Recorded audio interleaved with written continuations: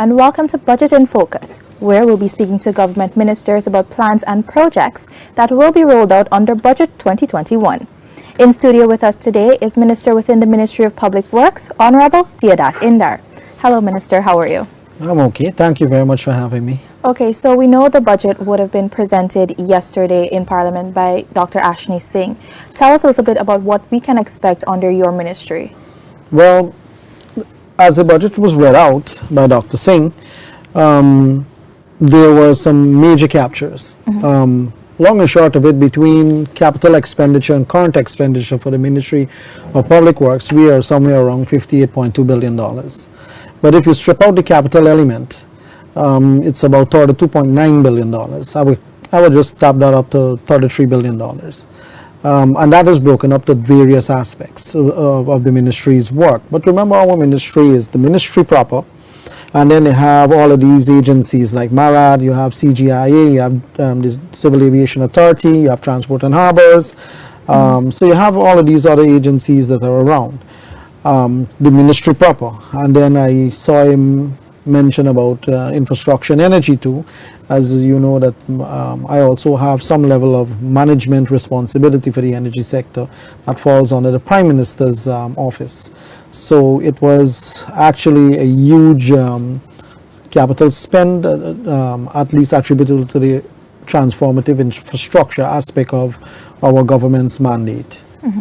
So let's talk, okay, you mentioned energy. Let's talk a little bit about energy and the budget allocations for that. What can we expect under Budget 2021?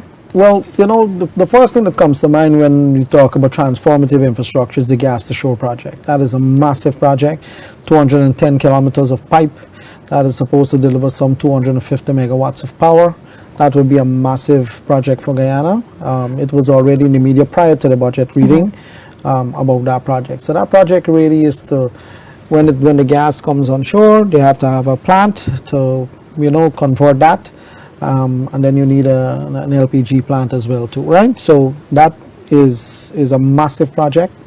Obviously the details of that project is given to the public by the Vice President of Guyana, Dr. Jagdeo. So there's so much said about it already, so I don't want to deal too much on that, but that was one of the transformative infrastructure project within the next 3 to 4 years, that particular one. Okay, now we're still on energy. Let's talk about GPL. I know they would have received about a $2 billion bailout from the, so to speak, under the government. Let's talk about that. Well, it's not a bailout. To be honest, and to be fair, if GPL is providing electricity to consumers, whether it be commercial, whether it be government, or whether it be normal residential, people should pay their bills. What has happened in the past 5 years is government did not pay their bills. They did not pay their bills when we went in there August 2nd. By August 5th, when we looked at the accounts, it was $13.3 billion government and government quasi-government agencies owed to GPL. So the money that have been allocated to GPL really is to pay the bills that was taken back from 2015, 16, 17, 18, and 19 and down to 2020. They just racked up the debt, so the organization actually was running on bearings. They didn't have money. That is why you saw we put in last, I think it was the 28th of December, we had to put a supplemental provision for $6 billion, right? Because they didn't have wires, they didn't have stuff to do maintenance of the transmission lines and so. So it's not a bailout. It's actually money's owed, in my view, from government from 2015 to 2020, the APNU government, they owed. That is why when the matter was raised in Parliament, not one person asked a question, not one. So, you know, we got to make sure we clarify that issue. Okay, I know a lot of people would have been complaining recently about blackouts, and so would we see reduced blackouts under the around Christmas time you had reduction in blackouts. Actually, you hardly had. I'll tell you, Christmas Day, there were 3 engines on standby at the Kingston power plant because they didn't have the demand. So you find that we corrected the demand issue because we use about 117 to 124.5 megawatts. 125 megawatts maybe they peak around December time. So you have that cyclical variation, but then we dealt with that. There were some engines that we had to repair. We repaired them and put them back into operation.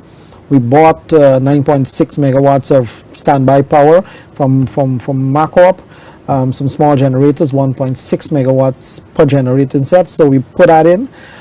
So at the end of the year, and actually as of this morning, we have about 156 megawatts of base load capacity generation. Well, so you have the base load capacity and then you have the demand, but then it goes through these transmission lines, and the lines are old. The transformers are degraded, so the poles are twisted. So that is where the issue now. That is where the big challenges now is on the transmission side of GPL's power distribution. And apart from that, one of the things people don't understand, the reason why I get blackouts, the lines that move the power from the power station to the substation, then from the substation to termination, which is at the resident and the household, the lines that move it there, they are one line. Throughout the country, we call it Demerara-Borbis interconnected system, is one line moving all around. So when that one line gives you a problem and you have a feedback on the generators, it shuts down the thing. What we're trying to do actually today, the entire from Lenora to Perica, they replace our blackout right now as we speak. The reason is because they are running a secondary line. So if one have a problem, is switch to the other one and people don't have prolonged blackout. So that is really the objective right now of GPL, is to have we call a redundant line throughout the DBIS system, so that when one give problem, you switch over to the other one whilst you're repairing the problem. So see what has happened now, whilst you're repairing the problem, people are out of electricity. And then, they go on social media, and rightfully so, they frustrate them. The frustration is out there, and it's understandable. Okay. Thank you for that, Minister. Now let's turn our attention to roads. I know about $25.6 billion was allocated for hinterland road development. No, not hinterland alone. Not like hinterland alone? Okay, Minister, thank you for the correction. So let's talk about roads and the connectivity. Okay, so there are various numbers that are put together for different aspects of road development. Now, but you're right, 25.6 is for roads and bridges. 23.7 billion is for roads, which is main public access, hinterland roads and so on, roads, miscellaneous, everything in roads. And then you have a $1.9 billion for bridges. Right, so miscellaneous roads is about 7.9 billion, and that is the road that is a road program that you will see much more benefit transferred at a community level. When you go around the country, and I've seen this over the past 2 years since I started political work going out, the roads are terrible. Some of the housing schemes have not seen development in a while. Some of the places that you go is DBST, but it end up the what you call it, the bitumen wash off, and then the bricks that go to the side of the road and then they start to disappear.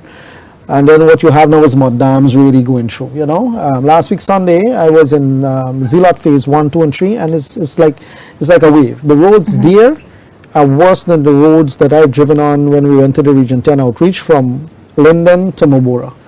That road is better than what I saw in the housing scheme last Sunday. And that is pervasive across the country. Whenever you go, you find these dilapidated infrastructure roads, people complain. So this budget is really addressing that in a big way, because $7.9 billion for miscellaneous road is a lot of roads.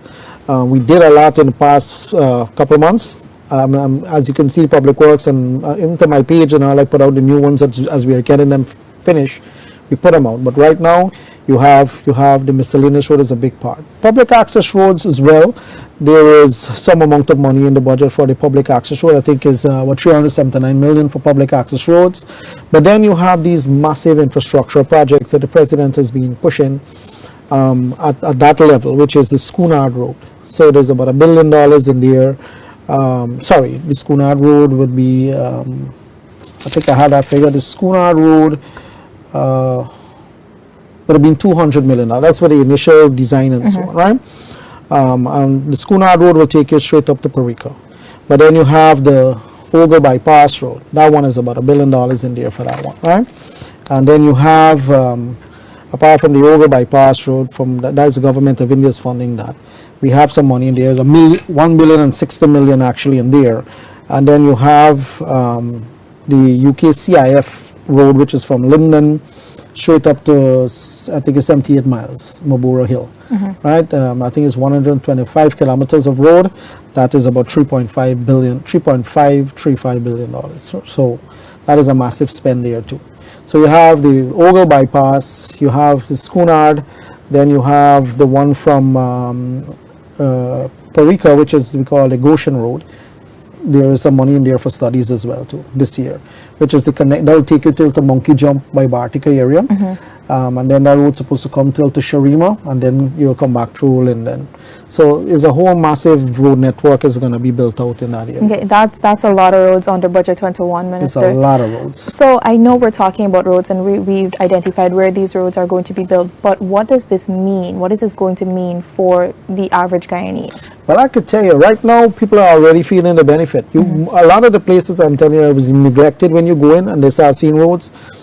You know, it's when you go, people shower you with all sorts of blessings, because for these simple basic necessities, you know, the pipe where they turn on, the taps water come through, put on the switch, the light come on, you know, they jump in a car, they have a good road to do. Those basic necessities is what people want. We got to fix those, you know. We cannot, you know, be you know, I call it strategic drift, is that, you know, governments tend to move with the big broad issues of transformation and forget the primary issues, which you call it kitchen table issues. We are very much aware that the kitchen table issues is the most serious issues. Although our plan is twofold, you have the transformative ones, you must maintain that kitchen table issue, all the matters around the kitchen table, whether it be the drains in the area from an NDC level, or the miscellaneous road or a public access road, whether it's electricity or water, housing for people. Everything this budget has addressed in a forceful way. And I believe that is what makes this particular 2021 budget special. It approaches these issues and confront them in a forceful way. And we have to deliver on them. Okay, Minister. Now let's talk a little bit about the sea defense. I know some monies would have been allocated for sea defense works. Tell us where this is going to be happening. So there is listen, the entire coastline is problematic. When we came into government, the second day, I came into office the first day, I heard about Danzig when they reported it to me. The second day in office, I put on my long boots. The long boots that I have, somebody lent me one. And I go into Danzig. Yeah, Danzig has been a problem. And I went there to verify for myself the condition of what was going on there. And from there, I took a serious interest into sea defense, because I saw what absence of sea defense did to the people of that area. There are over 2,000 farmers. When you look, there is nothing there. There is absolutely nothing there, and the water is gushing in. There is no impouldering to hold back that force that is coming in there, because there's no mangrove in that piece of area. Between Glacier, I think it's Glacier, is Content, Danzig, and Glacier Loss or something. I can't remember the name of the village. Another one a little further up. Right, but coming back this way is also problems too. Then when you jump on the coast from number 52 straight up to 63 is problematic. Then if you go on the west coast from Denham still go back straight up to Zeelat area.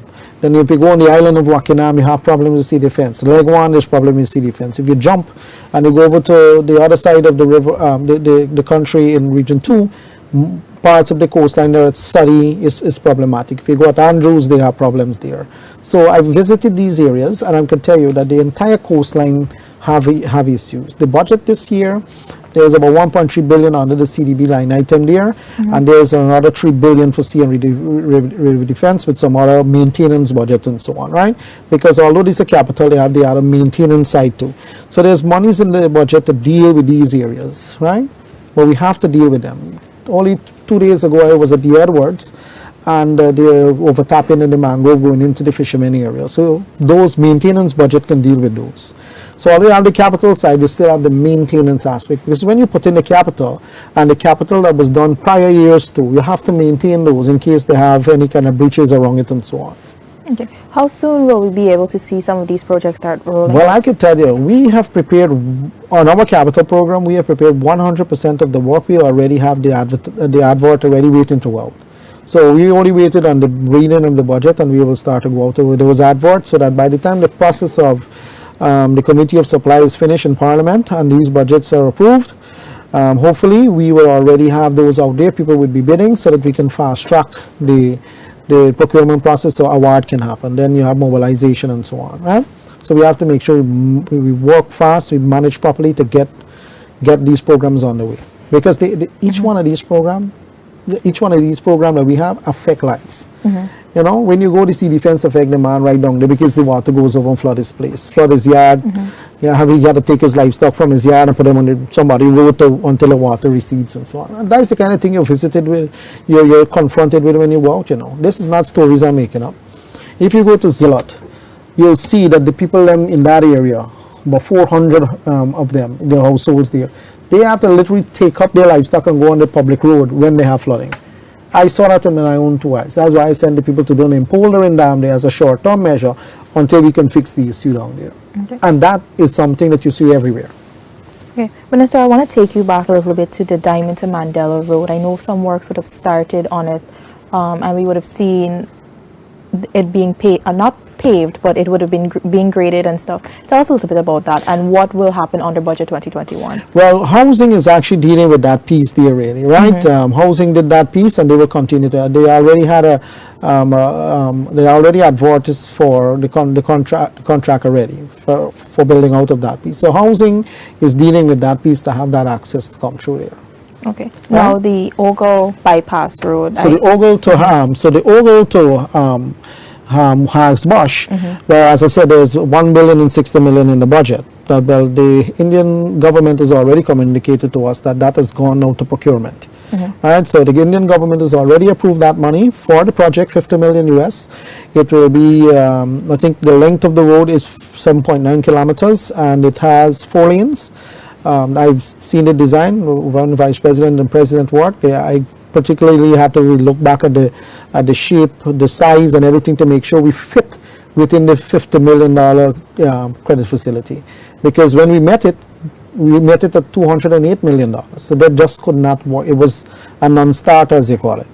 So we had to redesign it, shape, size, take out some of the connectors for now, just so we can get that road as phase 1. And then you'll build in, and then you'll get the connectors as you go by. You know, either government do it or we get funding from other way to build in the connectors from the highway into the villages. Okay, I know you mentioned that the Indian government said that it has already gone to procurement. How soon can we see that project starting? Well, procurement, I would give that close to around 6 months between procurement, evaluation, award, and so on.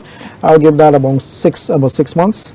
And then you will see something good. I will think maybe around August, if I'm being very ambitious there. Okay, Minister. Now, but this year you will see work there. I can tell you. I know. And you're talking a lot of connectivity, and let's talk about the Harbour Bridge. I know it gives some issues here and there, and I know some money would have been allocated to fix one of the spans. Yeah, so $890 million, the budget have, in these summaries here, they have $890 million for that. Now, the actual, it's actually span 9. So for those who don't understand, so span 9 and span 10 that goes up and down, right? Span 9, they retract the span, it is bad. It in such a way that it was reported to us that, you know, not to scare anybody, you can wake up on one morning and not find that we can use it. It can collapse on you. So we have to look into it. But then we have to look into it the same time we're thinking about building a new Demerara Harbour Bridge. Right, so you have to watch yourself how much you spend there, because when you build a new harbour bridge, you can't have 2 bridges right next to each other. One have to be decommissioned, right? So you have to look at it in the sense that you need it for now, but you're building a new bridge, because the new bridge will become a reality, right? There's sums already in the budget to deal with studies and so for the new bridge. Okay, let's talk a little bit about the new bridge. What can we expect, if you can divulge any information? I can't divulge much. All I can tell you is that we have shortlisted 9 companies based on the 20-something, I think it was 22 of them that came in. We've shortlisted 9, and that 9 has now gone forward to the second round. Okay. Right? Okay, we've touched on quite a lot so far, but tell us a little bit more about what else we can expect under your ministry in budget 2021. Well, the ministry deals with air traffic as well too, the aviation sector. So we are looking into modernizing that sector too. As you can see, $2.5 billion went into CGIA, right? So we're gonna what the previous government failed to do, we are now correcting, right? So there are some spend going into CGIA. We are trying to make Guyana a regional hub. We are where we are located on the shore. close to the Atlantic, where we are, to South America, Central America, and the Caribbean, it is a high possibility that we can be the logistics hub for this part of the world, right? So with that vision in mind, we have to look forward to working towards that vision. So aviation is one thing. Maritime, the maritime subsector, remember, you have an oil and gas industry that operates in the maritime environment. So with dredging and so on, you have to get pilot launches to do, and you have to do, and there are sums in the budgets for that too, right?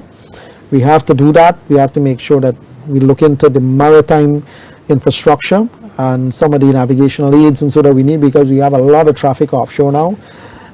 We have to remove some of the wrecks from the riverbed. They have a lot of them there.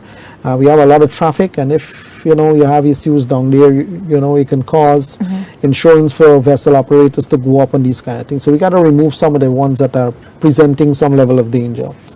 Transport at harbors, well, that organization, they have a lot of vessels, and some of them are very old. So the maintenance costs is a little high, so we got to make sure we keep them maintained, because new vessels are very costly. As you know, in this budget also have funds aside for the new vessel that we're going to, I think it's 1.2 billion for the new vessel that we're going to have for Perica to Region 1, service that route from the Indian government, right?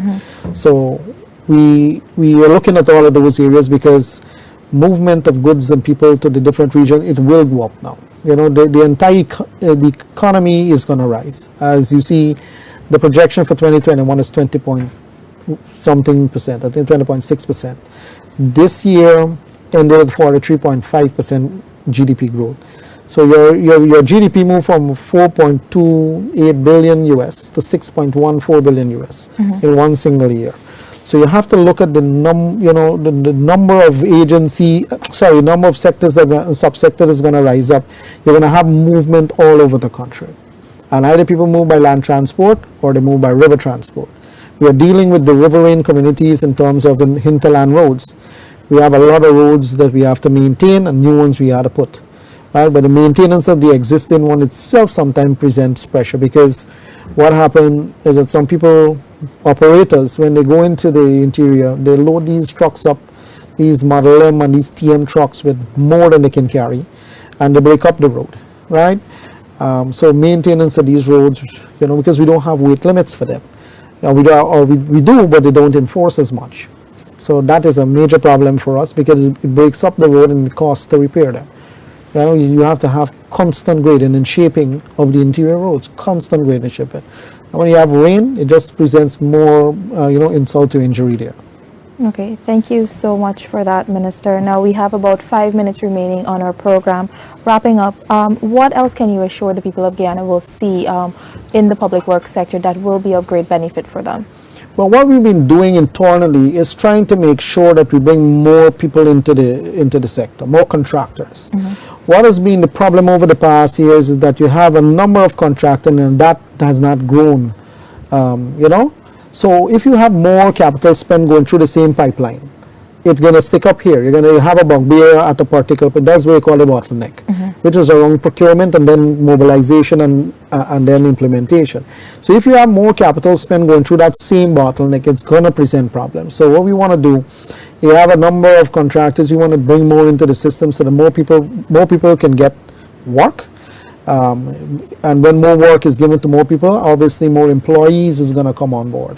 So, you have 5 contractors, they're using the existing capacity most of the time.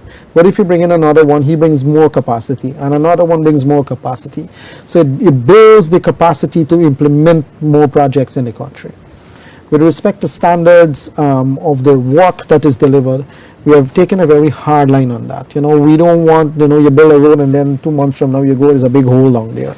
We're not going to accept those things. We are very, very straight. We're not paying if we see those kind of things, right? And engineers and so on who go clerk of works, who go check in those projects, they're going to be held responsible. But we're taking it a little further. We're making sure that the bill of quantities are given to the NDC, placed up in the street, so that citizens themselves can be part of that process. Because you don't know when people are throwing things in the night. Nobody's there. You can go after the fact and they can punch a couple of holes in the road to see the thickness of the asphalt and the thickness of the subbase, but you're doing that after the fact. But citizens normally have the more sharpest eyes. They will see when things are going, what is happening, and they can tell the contractor, well, this doesn't say that. The bill of quantities does not say what you're doing. And you normally will get that report from the citizens when you go visit it. Like recently I was up in Burma and I got that similar report. And the citizens are the ones who brought it to our attention. Okay, thank you so much for that, Minister, and thank you for your time today. This has been Budget in Focus, where we spoke to the Minister within the Ministry of Public Works, Honorable Deodat Indar. I'm Anara Khan. Thanks for watching. Thank you very much.